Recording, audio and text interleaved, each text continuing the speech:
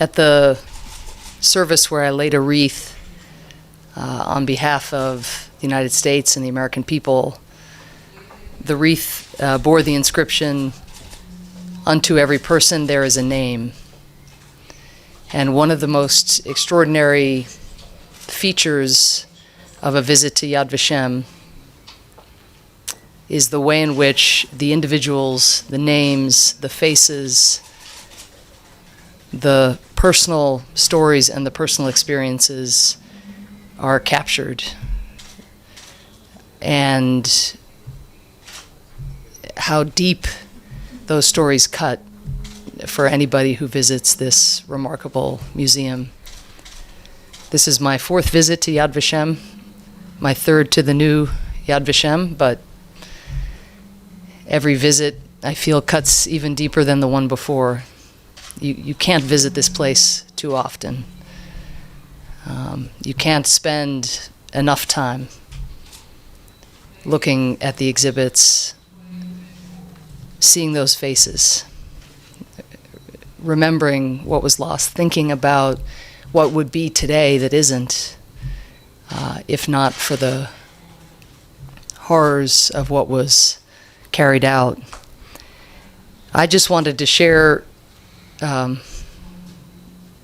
a story or two as well that I have been moved by over the years in my work at the United Nations, but also my work before it, documenting the major genocides of the 20th century, above all the Holocaust, and what the United States and other countries did and didn't do to prevent horrors like the ones captured here.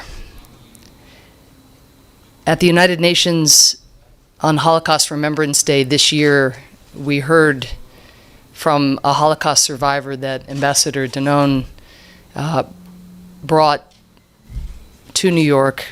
Her name was Marta Wise, and Marta told her story. On October 8, 1944, armed soldiers came to the home of Marta and her sister Eva. The girls' parents had sent them to Nitra in Czechoslovakia, where they posed as orphans. Unfortunately, neighbors suspected that they might be committing the cardinal sin, the sin of being Jewish, and they alerted the SS. The girls were arrested and packed into cattle cars with nearly 100 people. The day that happened, Marta told us, was her 10th birthday. When the sisters arrived at Auschwitz, it was filled to capacity, so the prisoners were driven around for 3 more days, giving the Nazis time to kill enough people just to make space for the new arrivals. And when they eventually entered, Marta said they were told to walk slowly toward a man who, as each person approached, pointed with a baton, left or right, gas chambers or work. The man was Dr. Mengele. Now, when Marta shared this experience at the United Nations, you could have heard a pin drop in the chamber. But perhaps the most powerful summons in what she shared was when she said the following: "People often ask, where was God during the Holocaust?" she said. But my question is, where was man? And again, that is a question posed so powerfully in this museum. Where was man? Where was everyone else? To reflect on the Holocaust, as one has to do day in, day out, is to see an infinite universe of moments when people fail to stand up for their fellow human beings. And Marta's question, I think, is a haunting one, but it should also be an inspiring and even an empowering one. Where was man in those moments? Where was man when the Nuremberg laws were first adopted? Where was man during Kristallnacht? Where was man when Jews sought to escape what was coming in Europe? When they boarded the St. Louis? When they showed up on our shores? Where was man? In the Pirkei Avot, Hillel says, "In a place where there are no men, strive to be a man."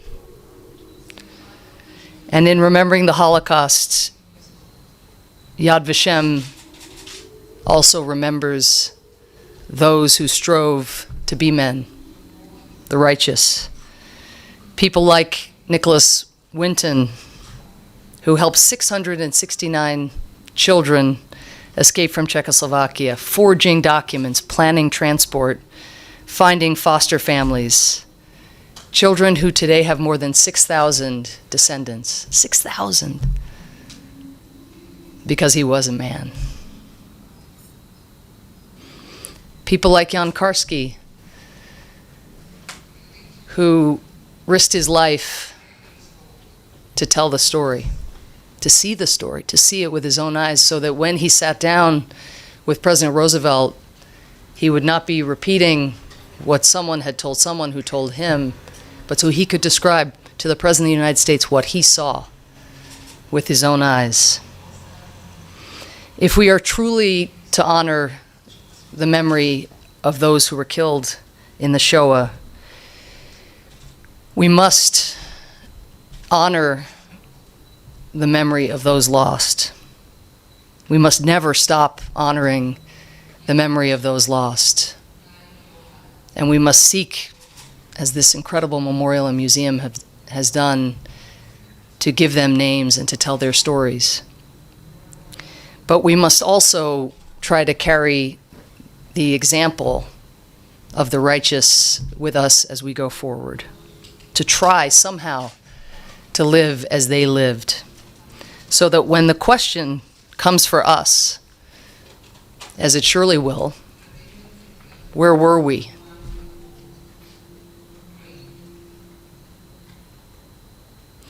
We may say, when that question is posed, we were among those who strove to be men and women in places where there were none.